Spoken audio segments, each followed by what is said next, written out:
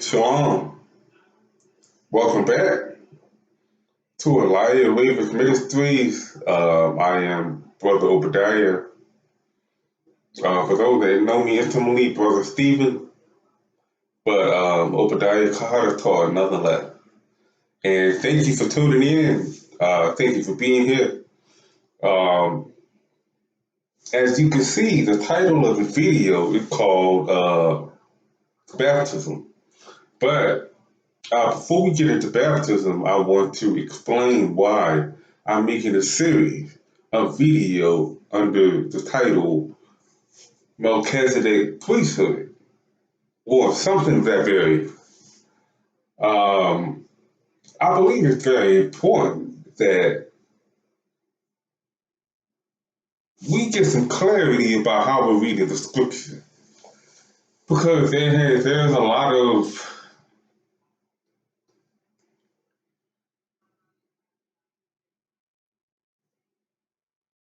unawareness.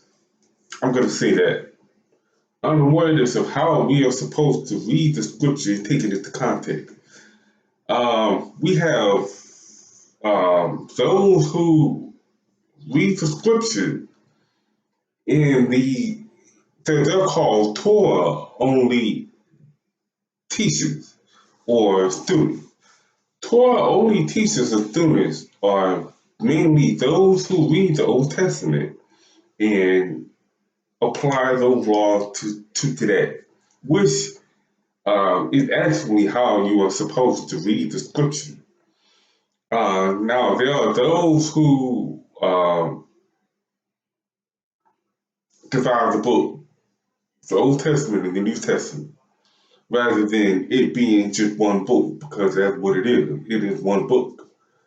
The proof that it is one book is in Jeremiah 31, where it is prophesied that a new covenant will be established. And it is also prophesied by Malachi that a prophet will come after him in the spirit of Elijah, and that he is not the last prophet. So it is really one book. Now,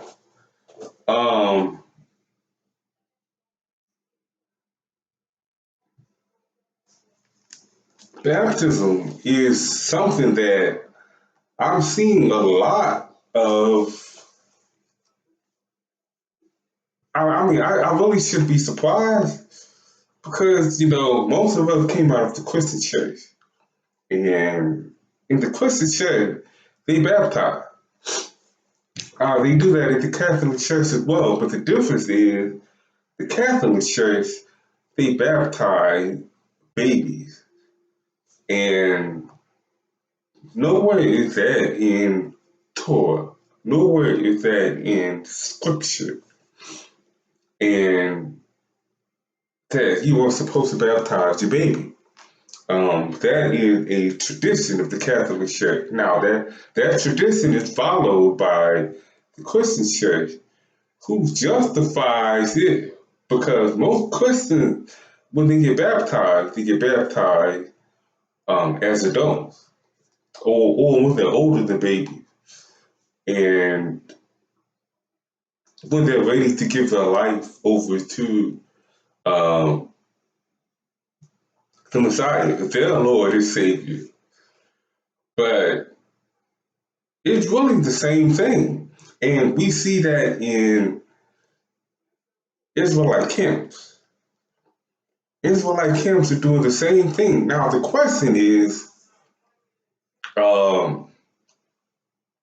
baptism the way to salvation? And the reality is no. Baptism serves absolutely no purpose.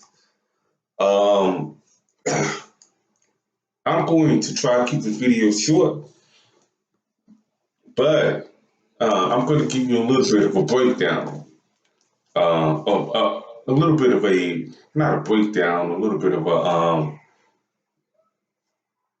personal Let me connect with you. Let me connect with you. Uh, Personally, I've never been baptized, which is why this subject is very interesting to me because I've been, by the Spirit, I've been awakened and it has been revealed to me um, what true baptism is. And we're going to get into that as we get into the video. First of all, thank you for being here. Thank you for tuning in with me, and thank you for bearing with me. I know my video gonna make it a little long, so uh, because it's this is why we need a teaching of the Melchizedek Priesthood, so we can go back to the way that y'all want us to establish. Y'all want to establish us. Now, that being said, I'm gonna bring up another point. Let me hold that point. Let me continue on. I was never baptized. My mother, I did ask why. My mother felt that there was no need to baptize me. Um, and it really didn't bother me until I got into the Hebrew faith. And I thought it was a prerequisite to turn your life over to Yah and to Yahshua, which was to get baptized. And it took a while. It's a journey. Salvation is a journey. Salvation is a lifelong journey. And my eyes were slowly open. So I am glad I was not baptized. Now, those of you who were baptized, there's nothing to be worried about. It just means that when we get an understanding of baptism according to the scripture and how Yah wants us to be baptized, then then what you went through, it's really a something you did for yourself because Father really doesn't account for it because it's not his Torah. Um, when I say it's not his Torah, I mean that Abraham, Isaac, Jacob, Noah, Enoch, Moshe, Samuel, Jeremiah, Isaiah, Elijah, nobody baptized. Nobody got baptized until Yachaniah, John the Baptist came on the scene. John the Baptist, Hebrew name is Yachaniah. For those who follow my video, you understand I use Hebrew names when I talk about the prophet. But Yachaniah was pretty much the first one. He was commanded to baptize by Yah. And Yachaniah never baptized babies. Which is how you know what the Catholic Church is doing is their own tradition. Yachaniah basically baptized men and women. And at the time, he was preaching, repent, the kingdom of heaven is at hand. So at that time, those that, I really, forgive me, but it's like my beard, my beard is either in my nose or in my mouth, but it can't seem to stay in one place. But forgive me for that. But Yachaniah at that time was preaching the kingdom of heaven was at hand. And the people during that time thought that the kingdom was really coming. So they were turning their lives over to Yah. But what they didn't realize was Yachaniah was speaking of a savior that had to be redeemed first before salvation and judgment could be meted out.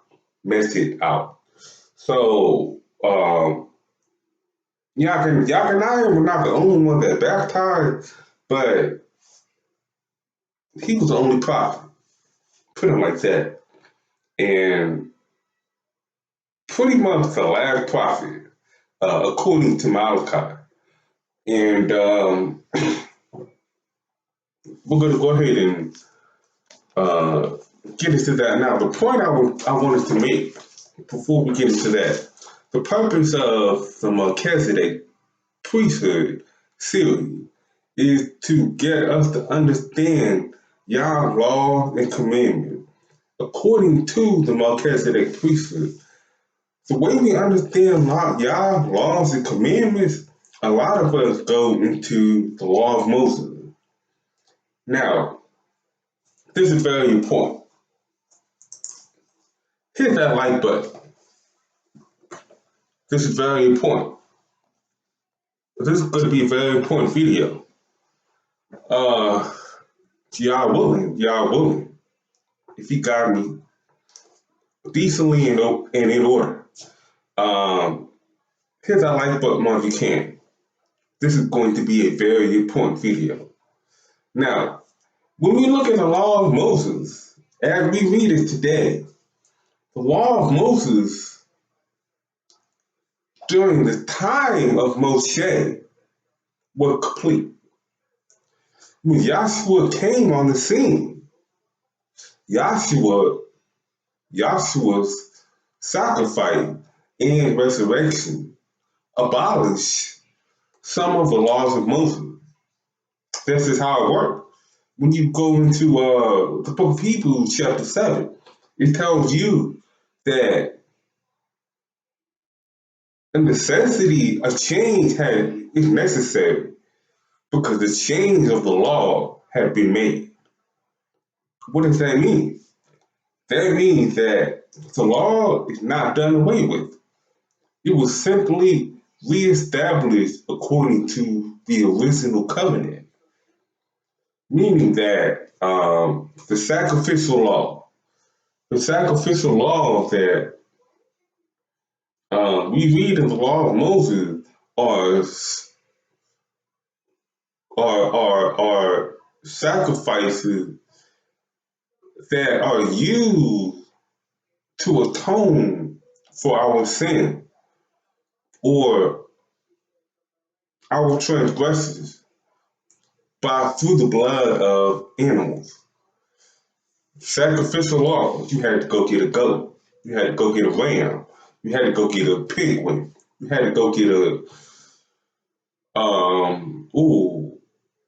lamb, you had to go get a bullock, you had to depending on the transgression that you committed, you would go to the priest, and the priest would tell you go get certain types of animal, and the priest would sacrifice those animals and lay the blood upon you, and you will be cleansed. Then he will cleanse you with water.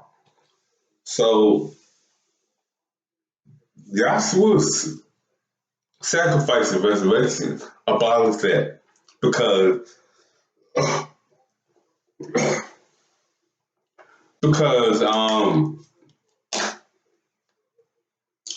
of two things. Because for one, the Levitical priesthood had been done away with. The Pharisees and the Sadducees that were in charge were not the Levitical priests. Those were men that appointed themselves in charge. And for two, Yahshua came to fulfill. Now, that's what I'm going to bring up. Hit that like button. You about to learn something tonight. Hit that like button. Yahshua sacrifice and resurrection basically did away with some of those laws, including the law of divorce, where in Deuteronomy 24, a man could divorce his wife and the woman can go be with another man. Yahshua called that adultery. So he did away with that law. There are 613 laws. I really don't know how many laws Yahshua abolished. I've never looked into it, but I do know that the laws that Abraham, Isaac, and Jacob uh, were abided by are now reinstituted today. We are now under the reason for that is because people ask, how can that be? Like Nicodemus asked Joshua, how can a man be born again? We're going to get into that, I think. But when you look at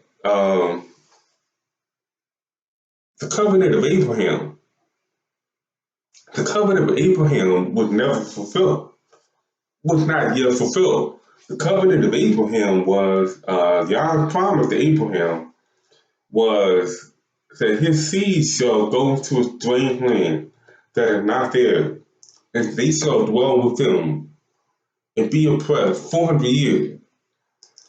And that nation whom they shall serve will Yah judge, and afterwards they shall come out with great substance. That covenant has yet to be fulfilled, and we are fulfilling it today, which is why we are going back to the Melchizedek Priesthood. The covenant of Isaac, where Yah promised Isaac that Jacob would be protected. Esau would be a nation, 12 nations. No, I'm sorry, that Ishmael. Ishmael shall be 12 nations. Isaac shall be a promise. And through Isaac shall the seed come from. For they are not all Israel, which are of Israel, but in Isaac shall thy seed be called. So that covenant that Yah made with Isaac has to be fulfilled and is in the process of being fulfilled. The wheat are now separated from the tares because of the Melchizedek priesthood and the code. So right now we have people who are teaching the law of Moses as it is. Yahshua came and told you and told us that the law of Moses is not done away with. For not one dot, nor one title shall in any wise pass from the law until all be fulfilled. And a lot of us think that his resurrection fulfilled or did away with the law, which it really did. So I'm not going to get into that. I'm just giving you a little backdrop, a little foundation. If you have any questions, leave it in the comment section. Here's a like button. This is going to be a very important video. But let's go ahead and get into it.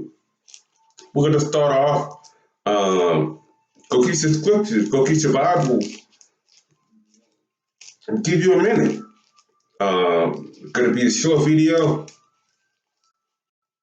Stay on topic. Let me.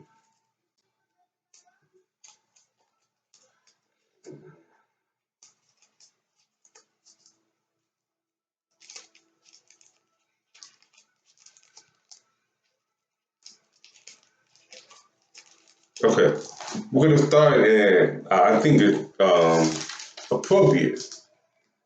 This is not about baptism, but I think it's appropriate to start with this verse. So I can find it. Okay, we're going to start at the second book of Timothy, verse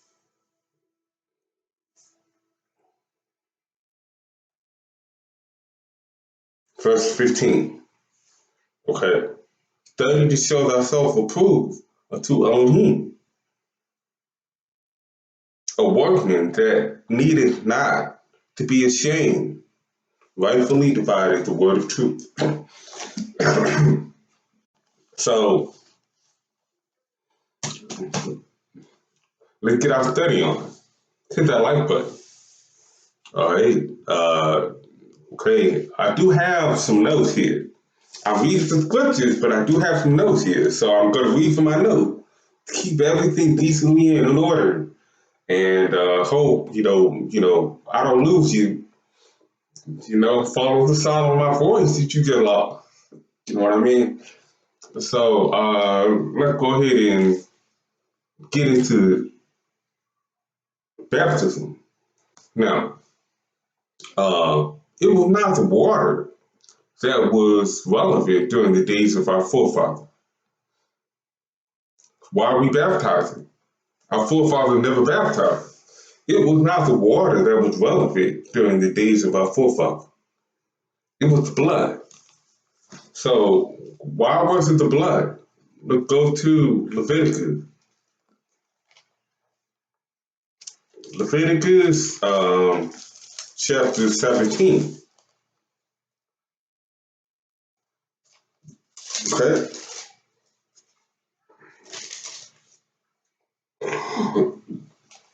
17:11. I am a little tired, but bear with me. I appreciate you being here. We go to we can rap when it's time to rap, but let's work for y'all. Uh, Leviticus 17:11. For the life of the flesh is in the blood, and I have given it to you upon the altar to make an atonement for your soul. For it is the blood that maketh an atonement for the soul. So why are we baptizing? Why are we getting baptized in the water? Um, nobody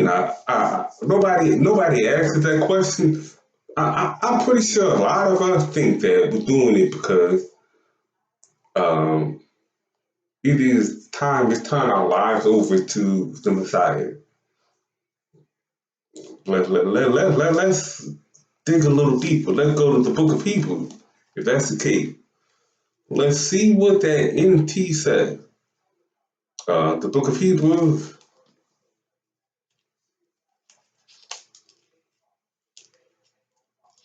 the book of Hebrews, okay, behind Timothy,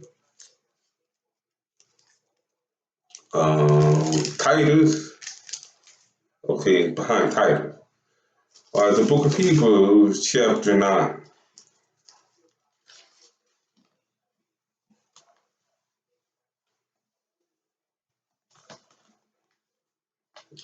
verse, what do we find? Moshe, okay, Moshe. What verse 19? We're going to start at verse 19. For when Moshe had spoken every precept to all the people according to the law, he took the blood of calves and of goats with water and with scarlet wool, and with hyssop, and sprinkled both the book and all the people, saying, This is the blood of the testament which Eli had enjoined unto you, or which Yah had enjoined unto you. Moreover, he sprinkled with the blood both the tabernacle and all the vessels of the ministry. And almost all things are by the law purged with blood, and without the shedding of blood is no remission. And without the shedding of blood is no remission. So why are we baptizing ourselves in water? Now, we're going to go back to Genesis 9. We're going to go back to the most important book in the Oracle, Genesis chapter 9. Genesis chapter 9 is going to tell us the true meaning of the blood. What is the true meaning of it? Now, Genesis chapter 9, verse 4. Okay, well, verse 3, because verse 4 is in the, it's not how you start a sentence. So it's part of the sentence. So we're going to verse 3. Every moving thing that liveth shall be meat for you, even as the green herb have I given you all things. But flesh with the life thereof, which is the blood thereof, shall ye not eat. Don't eat anything that's alive. That separates us from animal. Um, and surely your blood of your lives will I require at the hand of every beast will I require it at the hand of man, at the hand of every man's brother will I require the life of man. Whoso sheddeth man's blood by man shall his blood be shed. For in the image of Elohim made he man. Let me read that again. Hit that like button. It's about to get real in the field. Hit that like button. Whoso sheddeth man's blood by man shall his blood be shed.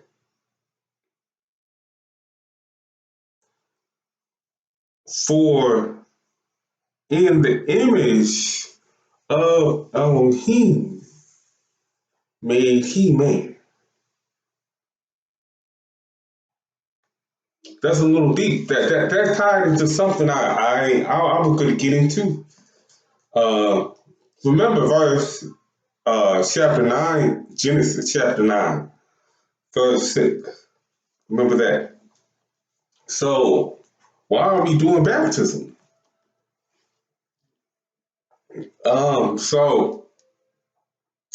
You think that because Yahshua was baptized in water,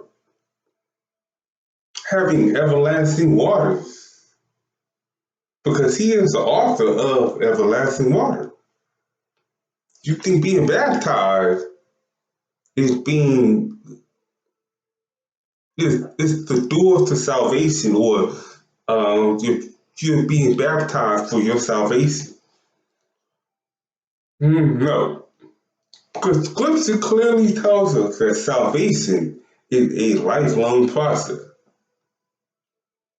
It clearly tells us that. I will have to reference. It's in, I believe, the book of Galatians. I'm not going to look for it because it's stay on topic. Baptism. Now, we're going to go to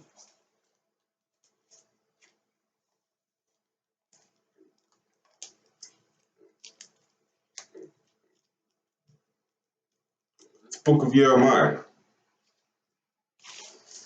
Okay. The book of Jeremiah, chapter 17.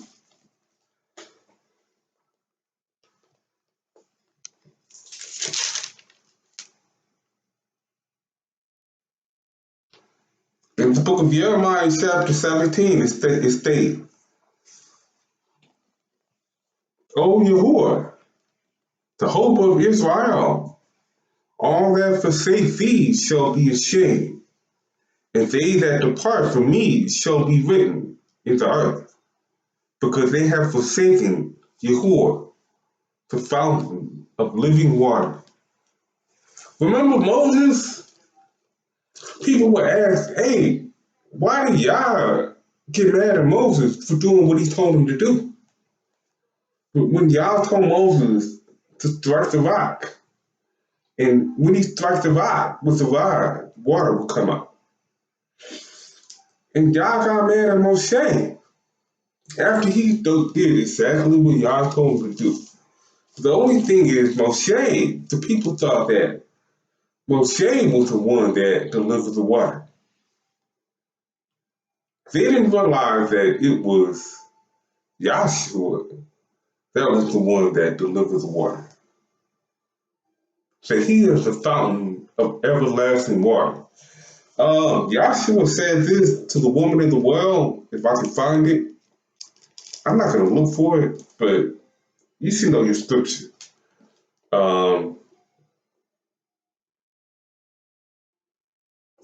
If I can find it.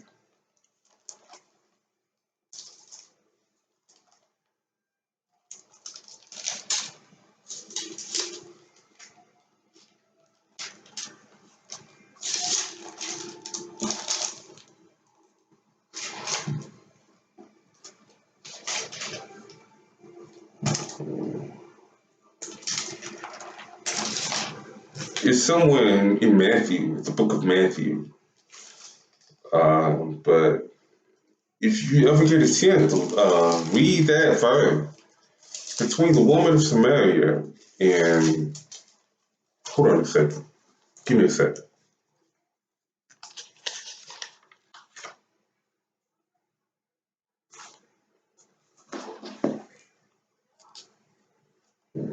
Hold on.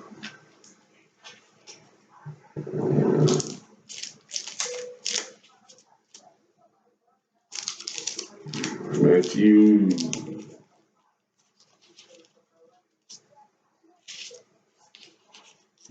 Okay, let's see.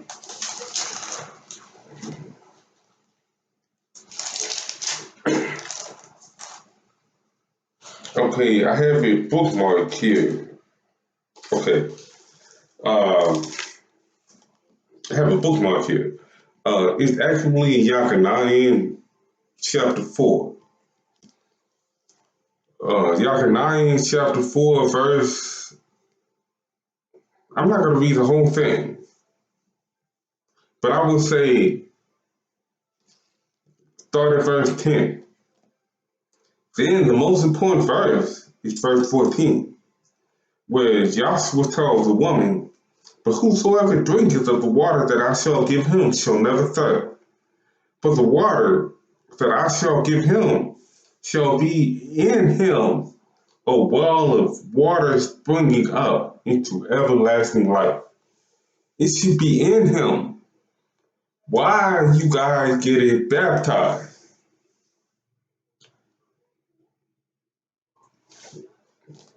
All right, I have no idea. I can't fathom how nobody would ask that question when it's a part of our of what we do, what we're a part of. We go we travel long distances to join in and see, and nobody asks, okay, is this a tradition of the elders or is this a commandment of Yah? Because what did Yahshua say to the Pharisees? They follow the tradition of the elders. They do not follow the commands of Yah. So why are we getting baptized? Why are we promoting baptism? What is really baptism? Let's get into that. Here's our like button. Here's a like button. Uh, show me love. Show me love. I'm sharing something that is very provoking, that should move your spirit to want to please the Father. We must correct ourselves in front of the Father. Hit the like button. Okay? So, we're going to get into Yachaniah. No, in fact, I want to highlight how Yachaniah perfect. Let me find it. Let me find it.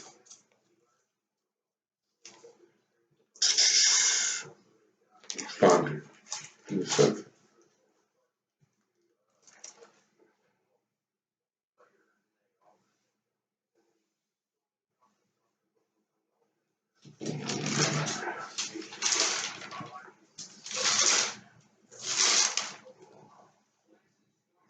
Okay. All right. Matthew chapter 3. I'm freestyling here. I think this is very important. We're talking about the water. I understand we're talking about the blood, and we established the purpose of the blood. Now, let us establish the purpose for water. Now, it's Yachananian 3. It confirms what I was saying earlier.